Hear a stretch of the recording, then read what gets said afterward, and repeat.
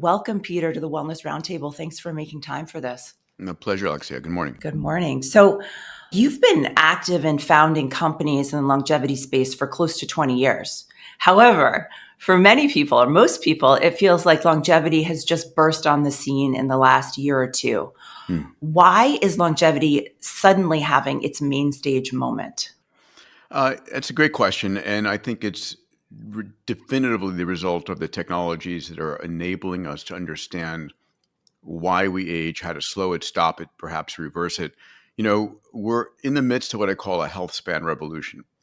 Our first health span revolution, the first, if you would, significant extension of how long and how healthy we live that occurred, during the 20th century was a result of better sanitation, antibiotics, pasteurization, better safety. All those things brought us from an average life expectancy of our late 30s or 40 to almost doubling the human lifespan.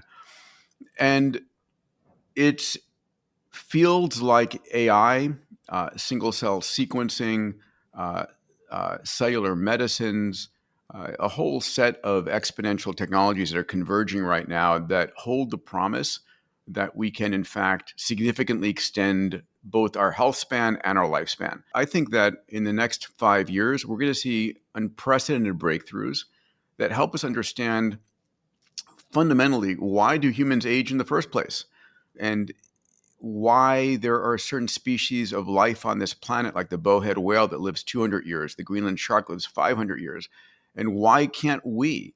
When I was in medical school and I heard that fact, I said, okay, it's either a hardware problem or a software problem that we're going to have to solve. And I think this is the decade that we have the tools to finally solve those problems. So there's that thinking that it's more of a software problem than a hardware problem. Yeah, I mean, we are a collection of 40 human trillion cells that make up you and me. And each of those human cells is running between 1 billion to 10 billion calculations or chemical reactions per second. It's impossible for traditional medicine to understand the scope of what's going on at that level. But we finally have the tools to understand that, and that's coming from AI. And there is more capital flowing in, more technology, more researchers going into this field because, I mean, what would an extra 20 or 30 healthy years be worth to anybody? It's a multi-trillion-dollar opportunity.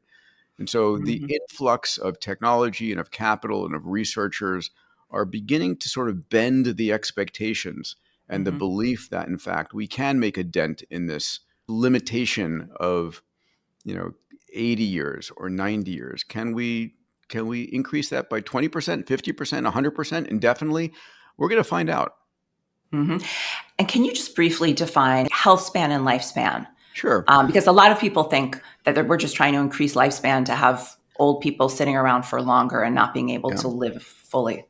I remember I was on the stage at the Vatican with a panel of scientists that I was running and theologians, and in the audience were 600 medical specialists and theologians there. We were talking about the morality of immortality. And I flipped it and I said, how about the immorality of mortality? During my conversation, I asked the audience, how many of you here would love to live to 120?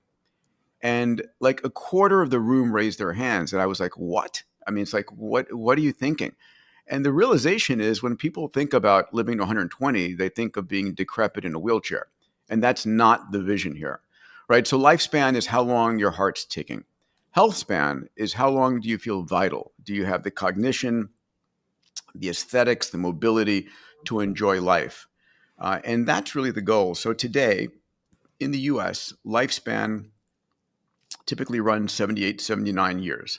Health span runs 63 years. So we've got the last 16 years of life where you're in pain, you're in bed, you're operating at less than full capacity, and it's not fun. So the question becomes, how do we extend your health span so that at 100, you've got the vitality, the energetics, the aesthetics, the mobility that you had when you were 40 or 50. That's the goal. That's what we should be shooting for.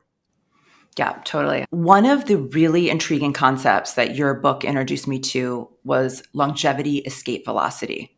And it was kind of mind blowing. Mm. And would love for you to unpack that for the audience. Yeah, sure. It's a powerful concept.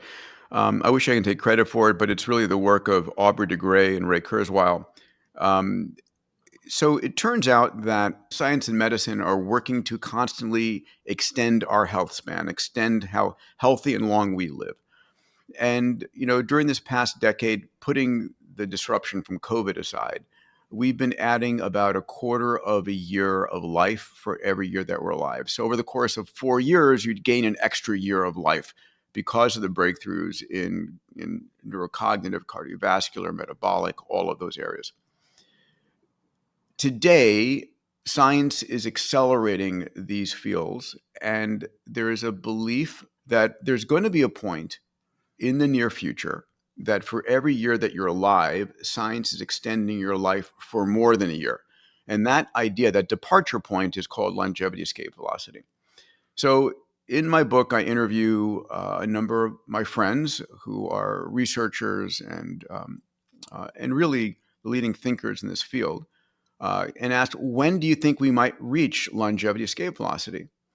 Ray Kurzweil, who's been my mentor, he's considered one of the most brilliant thinkers in AI on the planet, has an 86% accuracy rate in his predictions. Ray's prediction of when we reach LEV, longevity escape velocity, is by the end of the year 2030. So call it by 2031, which is incredibly close. Right? If you talk to folks like David Sinclair and George Church, both at Harvard Medical School, their expectation is it's the mid to late 2030s. I just saw Dario, the CEO of Anthropic, on stage at Davos, and he talked about the impact of AI on biology, and he said, AI is likely to enable a century's worth of biological research and progress in the next 5 to 10 years. And if that is the case, what we might expect to see is a doubling of the human lifespan in the next 5 to 10 years.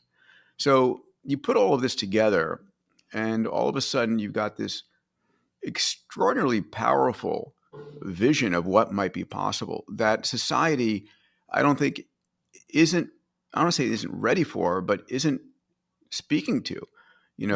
What happens when we double the human lifespan or increase it by 20 or 30 years, let alone, just by 10 years? So there is monumental change coming, and I think it's to everybody's benefit. I think people, if you have the vitality, the energy, if you feel great, the last thing you want to do is retire.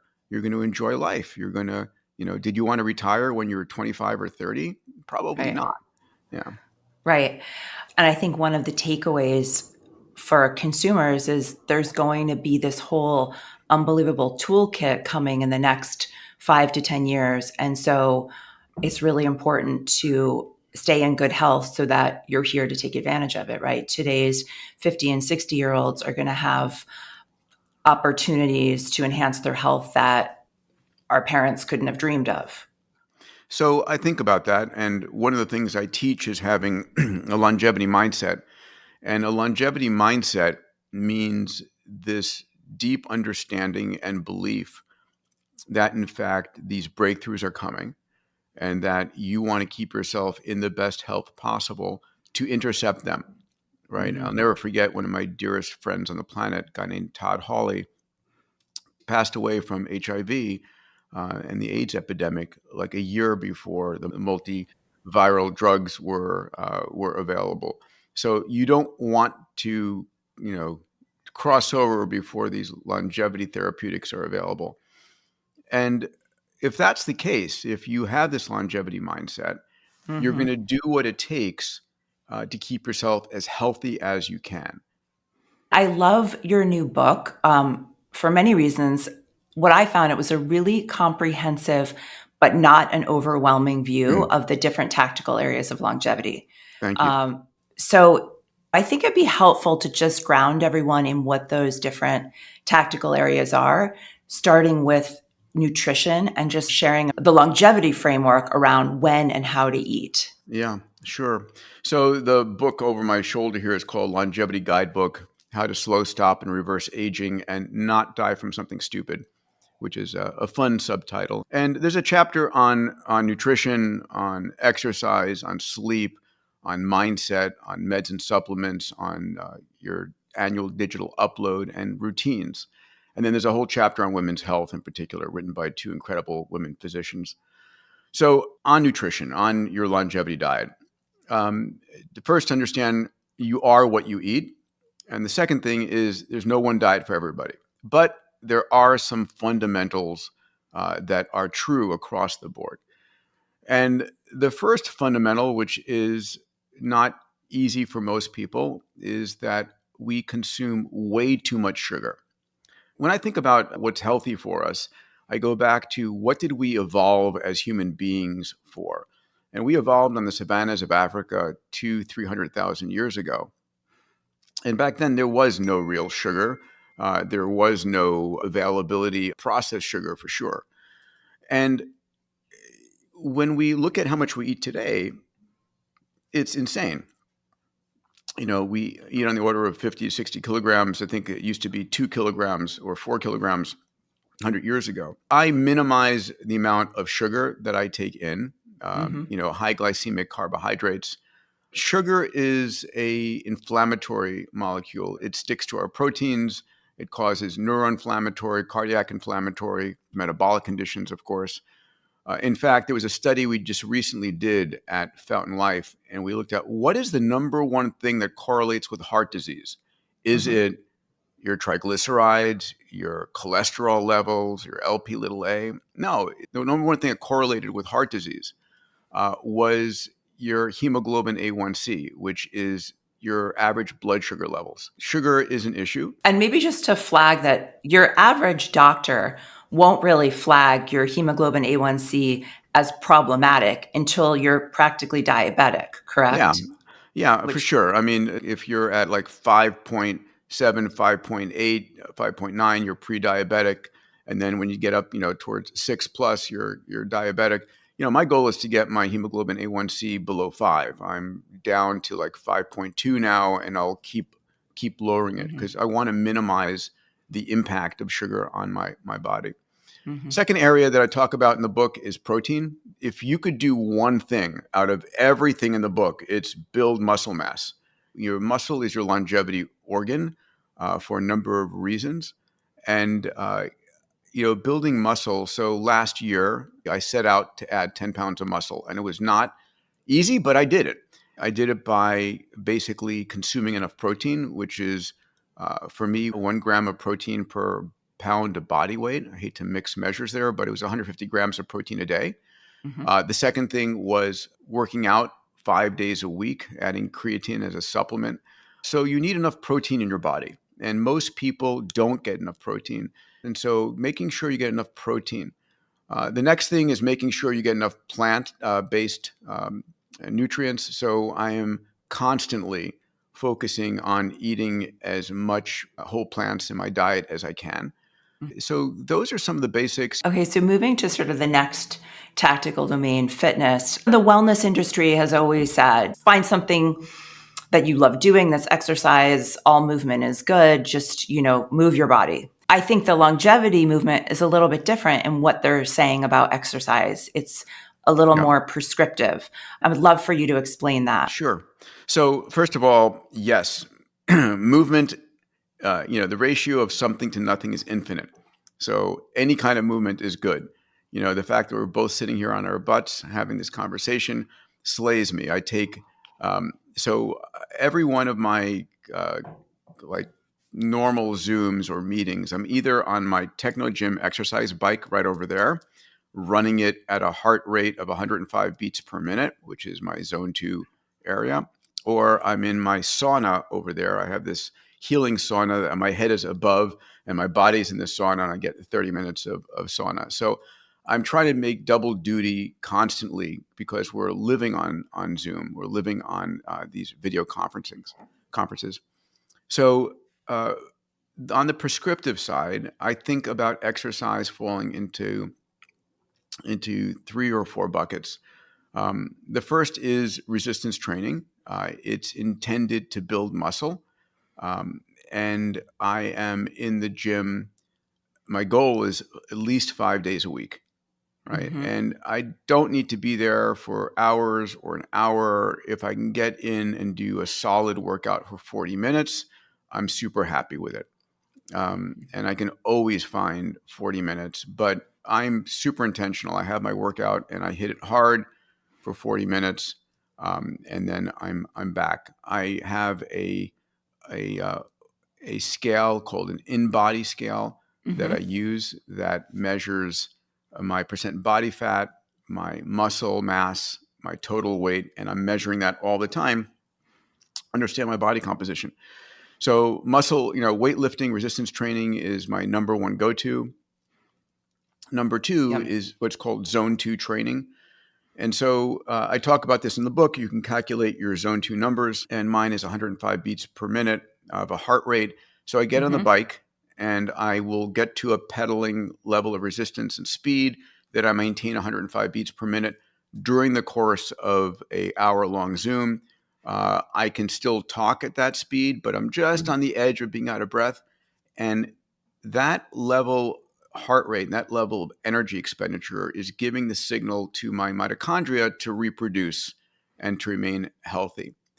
The final is what's called a high intermittent interval training, HIT Mm-hmm. training. And this is, again, I do it on my bike here. I will go hard for a minute to the point of exhaustion. And Mm-hmm. then I will, for a minute, be very slow recovery, and then hard for a minute, recover for a minute. And this is really to get your VO2 max levels as high as possible. And then, of course, there's just plain movement. There's Yep. walking. I've got my Apple Watch that I'm monitoring how many steps I do. It's gamified. Yep. I'm at 7,000. I gotta go someplace and get my last 3,000 steps so I can get to 10. There's no magic number there. I mean, there are Mm-hmm. different studies that say if you move 5,000 steps or 7,000 steps or 10,000 steps, the goal here is get out there, take your phone call, take a morning walk, get some sunshine. Those are all Yeah. things, but yeah. And I think people don't realize that after 40, you're losing 5 to 8% of muscle mass every decade unless you're doing the kinds of intervention that you're talking about. And Yeah. I think that's just sort of coming into mainstream awareness. This need to maintain, even just to maintain muscle mass is a lot of work, much less do the kind of building that you're talking about. It is, and it's critical. Mm-hmm. Why is it so critical? Well, one of the things that kills a lot of people in their 70s and 80s is a fall. Yep. If you fall and you break your pelvis or your hip, you end up flat on your back in the hospital. Mm-hmm. A significant number of people will develop a pneumonia because they're not moving, Mm-hmm. and a significant of those people never recover. My dad passed Yep. from that exact scenario. He got out of bed, he fell, he broke his pelvis. He was in his mid 80s, but ended up in the hospital, developed pneumonia, and that eventually killed him. Um, and your ability to maintain sufficient bone density, and very importantly, your muscle mass that prevents the fall, or even in a fall protects you, is critical. Yeah. So I think you said this was arguably the most important tool in the toolkit. And I know Yeah, Dr. Peter Attia says he won't even talk to a patient about supplements until they're working out 5 days a week. yeah. Like quickly, just on sleep, just wanted to get a sense of how the research has evolved in terms of giving people a new framework around duration and type of sleep that they need to live a long life. Yeah. Sleep is a foundation for longevity. I mean, all of these things are important. And if you don't have a good night's sleep, you're not going to get exercise. You're not going to have your immune system up to snuff. You're not going to be cognitively alert. You're going to be lazier. I mean, you need a good amount of sleep to do everything else that Mm-hmm. is on your longevity stack. So, how much sleep? So, you hear the numbers 8 hours of sleep. That is the goal. It should be the goal every night. It's my goal every night. My target is a minimum of 7 hours of sleep. Not all sleep is the same. There's deep sleep and there's REM sleep. And I wear an Aura ring. There's also Whoop. There's an eight sleep mattress. All these things measure the phases of your sleep. And you really want to try and get at least an hour of deep sleep, an hour of REM.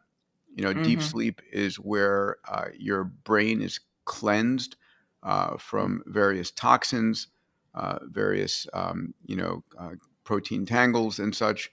And your glymphatic system, which is sort of the lymphatic system for the brain, is clearing the toxins from the brain during your deep sleep. And REM, of course, is where you are forming your memories. And so I measure it and I care about it very much. I have a number of hacks I developed and talk about in the book. There are definitive things you can do to get a great night's sleep, and we should all be doing. But let me just mention, there are lots of people out there who feel like they can get by on 5 or 6 hours of sleep. I used to think that. I was in medical school. I'd pride myself on, 5.5 hours is all I need. I'll sleep when I'm dead. And of course, not sleeping will kill you. That's right.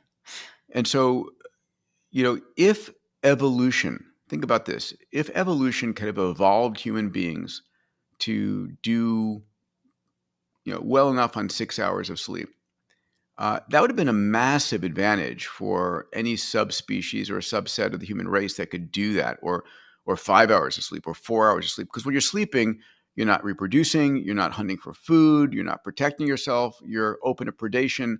It's a dangerous time. So if evolution could have gotten rid of that, it would have, but it can't. We need sleep for a multitude of functions. I don't think we actually know everything, all the benefits yet. And so for me, I get a great night's sleep by doing a few fundamental things. And literally, I won't trade this against anything. The first thing is I am in bed by 9:30 every night. I have a consistent bedtime. I used to, when I was in medical school and MIT as a graduate student, I would be, in bed at 2 a.m. I was a nighttime person. My chronotype is now completely switched, where my brain wakes up at 5:30 and I'm up. And if I want 8 hours of sleep, that means I'm in bed and, sleeping by 9:30. And that's my MO. I'm getting ready for bed starting at around 8:30. By 9, the lights are low. Might be listening to a book on tape, and my goal is that I'm out at 9:30. I use an eye mask. I love my Manta eye mask that feels incredibly comfortable, and it always provides me 100% darkness. Okay. For me, another thing is I get the temperature of the room very low, down to 63 degrees Fahrenheit. The studies have shown that a cold room puts you in a deep sleep much quicker, much deeper. Now, this isn't true for everybody. In particular, women, my understanding from the research, but also speaking to a number of members in my community, that women don't prefer it that cold. It's up to the individual, obviously, but I use an 8-sleep mattress to cool my mattress. I set the temperature down at 63. And then finally, it's making sure that my physiology is ready. I've taken alcohol out of my diet 99.9%. I'll sip a bit of wine once in a while to taste something. I'm not eating after, like I said, I'm eating typically at 4, and hopefully I'm done by 5. So a few hours before sleeping, I'm not eating. There's nothing that's holding down my digestion. I'm not drinking too much water so that I'm not having to get up to urinate in the middle of the night. I haven't had coffee anytime after 12 noon. And all those things contribute to a very solid night's sleep. And I think those trackers are an amazing way to learn about yourself. I know even if I have a glass or two of wine, I see like my HRV goes way down. My quality of sleep is really poor. And so you start to get that feedback loop of what you can and can't get away with personally. 100%. Yeah. So moving sort of away from lifestyle to more futuristic, maybe less familiar for this audience territory, let's talk diagnostics. So as you alluded to, we're in the midst of this sea change in terms of AI and also the accessibility of diagnostic tools. Can you walk us through what Fountain Life's protocols are? I think, Yeah. Fountain Life is a great example. Now you have a lot of company in the space as well. I think you guys were super early onto the scene of the tests that you do and maybe even highlight the ones that you think are the most worthwhile. Sure. So I built Fountain Life. I had built a company a decade ago called HLI, Human Longevity, uh, and then built Fountain Life about 5 years ago, really to optimize it. These are diagnostic and therapeutic centers. We have 4 of them today: Dallas, New York, Orlando, which is our headquarters in Naples. We're adding this year LA, Houston, and Miami. And then there's a roadmap for adding 25 or so globally. And when you, Fountain Life is a membership, it's a full year membership. It includes a diagnostic deep dive, and it includes a wraparound medical team. You get a concierge functional medicine doctor and nurse, a dietitian, and a health coach that support you through the year on optimizing yourself. You also get an AI that has all of your data that you can query and talk to and ask about, like, should I eat this? Should I eat that? Should I do this? Should I do that? Based on my medical data, and I can have a conversation with my AI. Huh. Now, which makes it very much more fun. So when you go for a Fountain Life upload, the terminology we use, you go to one of our centers, you spend about 4 hours with us, and we gather about 200 gigabytes of data about you, far more than any human could possibly fathom. So what are we doing? On the imaging side, it's a full body MRI, brain MRI, brain vasculature. There is a coronary CT with an AI overlay called Clearly, not looking for calcified plaque. That's there, that's fine. It's looking for soft plaque, which can break off, evulse in the middle of the night, and kill you. We do a low dose lung CT. We do a DEXA scan, a retinal scan, full skin. We use a special scan for equivalent to mammogram, but it's using ultrasound from QBio that is very comfortable for women.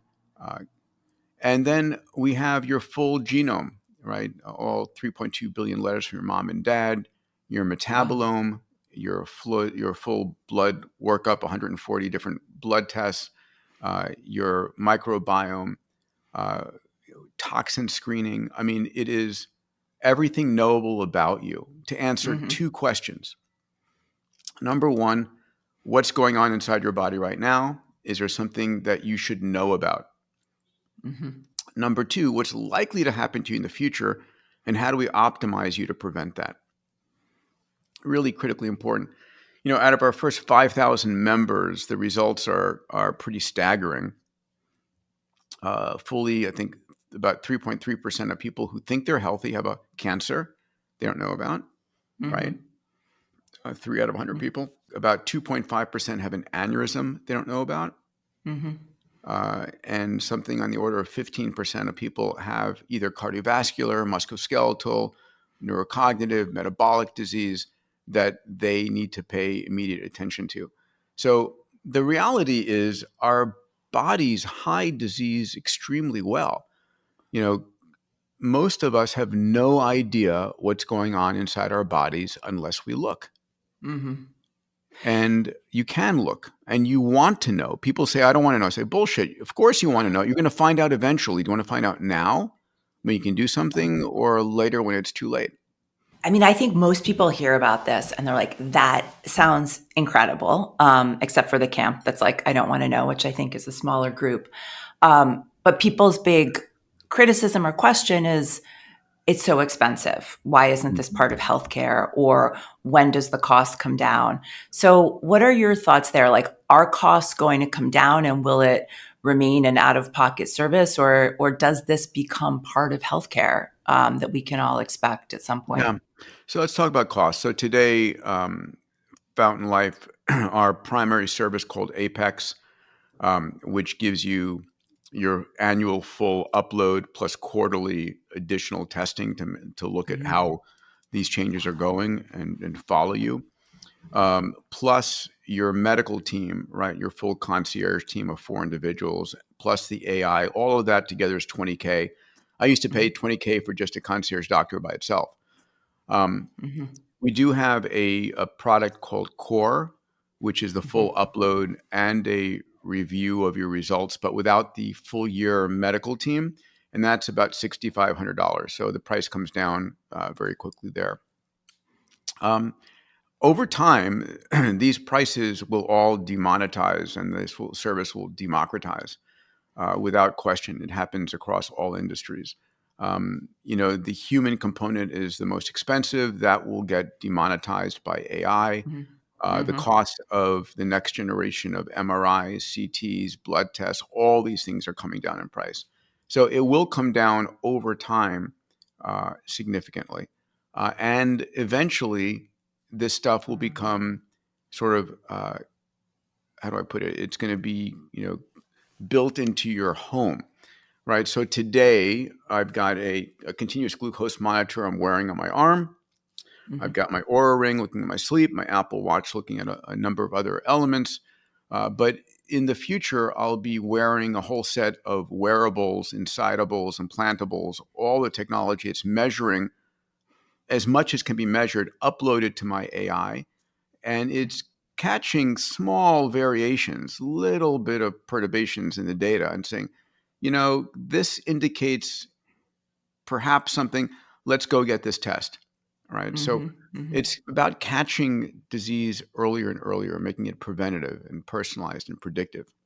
How many years away from that do you think we are? I think so many people feel like they're swimming in this data from their Aura Ring and from their Apple Watch and, Strava, et cetera. When does it all start to get synthesized for us?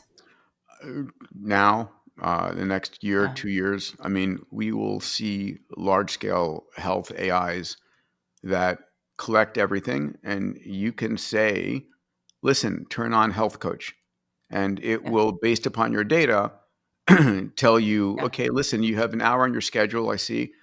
Today, I think you probably, rather than working out, should go do a sauna. I've ordered your lunch and your dinner to make sure we optimize the right levels of proteins and vitamins that you need. Oh, you're about to take the elevator. Don't do that. There's stairs right over there. You lazy bastard. Go and take the stairs. Right. And you can turn that off if you want. But if you want a system that is your guardian angel from a health perspective, that is Mm, right around the corner. that's amazing. So, okay, obviously these diagnostics catch a lot of things that we've talked about, but then they can also help you optimize, right, with supplementation and so forth. Can you call out some of the longevity specific supplements that you think are important this audience know about that are particularly promising? Oh my God, NAD, there's so many, so right? so many, and I take about 90 pills a day. Pack when I wake up, an AM pack, a lunch pack, a PM pack, and a before bedtime pack. In my book, I break out exactly what I take and why. I Mhm. look at the major causes of aging, and then every one of the supplements and meds I take is mapped against that. Are there certain must-take supplements? It really depends upon your stage of life, um, and your physiology and your biochemistry. There's a detailed chapter on all the meds and supplements I take and why I take them, Yep. and what the science and data is. I mean, I wrote the book to be, you can flip it open, read 3 pages, and learn something, and it's meant to be, um, operationally easy to begin. I want to get my sleep a little bit better. I want to get my muscle mass a little bit higher. Okay, read a few pages. Here's some great things to do. It's a great book, and it's arguably like the best introduction to longevity that I've read. So right now there's a lot of cutting edge longevity innovations, like you wrote about stem cells and therapeutic plasma exchange and exosome treatments. Which of these do you think holds the most promise at becoming mainstream and maybe more affordable as well? And that's hard to say. So let me mention at this point that I'm running this large global competition called the $101 million Healthspan X Prize. We've challenged teams around the world to come up with a therapeutic that you can deliver to a subject, an individual, in under a year. Might be a day that they take it for, or a month they take it for. And that therapeutic should be able to reverse your cognitive aging, your immune aging, and your muscular aging by a minimum of 10 years, a goal of 20 years. And we have over 600 teams who've entered that competition, incredibly. Wow. Yeah, it's amazing. And we will have a winner by 2030, but there are all kinds of different approaches. And so what I love about this is we have crowdsourced from around the world, incredible companies and approaches. So this is all going to become very clear over the course of the next 2 to 5 years. One of the technologies I talk about in the book, delivered by a company called Immunis, and its fountain is part of the expanded trial. In full disclosure, I'm on this trial. And an investor and an advisor to the company. So just putting all my conflicts out there. Immunis has a product called Immuna that is a stem cell secretome. So stem cells pump out all of these growth factors and messaging, RNAs and exosomes. And Hans Kierstead, the CEO, created a new drug, which is the 440 factors that are secreted by stem cells. And in his phase 2A study done with individuals who had severe osteoarthritis in the knees, such that they couldn't walk, so they were bedridden or chair-ridden, when he gave them this therapeutic, which is an IM injection over the course of 3 months, something incredible happened. Their immune age got 30 years younger. Their inflammatory levels got 50% lower. Their pain reduced by 70%. And they increased their muscle mass by 6%, even without exercise, right? They were bedridden. Wow. Yeah. And they increased their 6-minute walk by 150%. All these things, like, that's incredible. So these are the kinds of things I expect will be coming down the road from many different directions. And it's what I'm excited about. It's awesome. And I guess speaking of talking your own book, it'd be good to touch on Bold for a second, which is a Yeah. really exciting venture fund you have. Are there any companies you want to call out that might be household names in the next 5 years? Huh. Wow. Well, so Bold is a venture fund that I had the pleasure of co-founding with Timur Butruscali and Max Bricklin back about 8 years ago or so, 8, 9 years ago. And it began focused on all exponential technologies, but in the last, 3 or 4 years, is really focused in on longevity. A new partner, Sergey Young, has helped us really broaden that tremendously.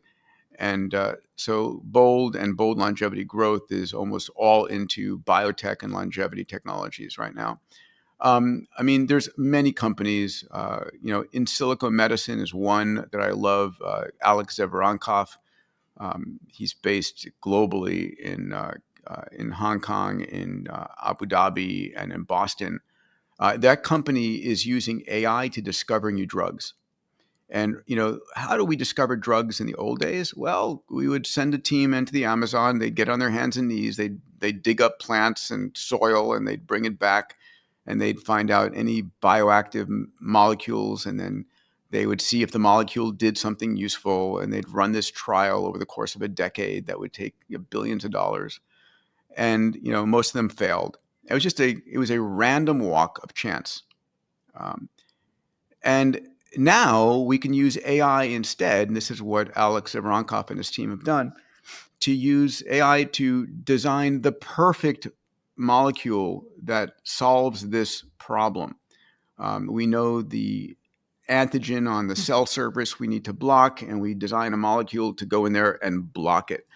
And then we build that molecule and mass produce that molecule, and it brings the costs and timeline down by orders of magnitude. So super excited about in silico medicine as one example of those companies. You know, I mentioned Immunis earlier. They're another company out of Bold. I mean, there are so many.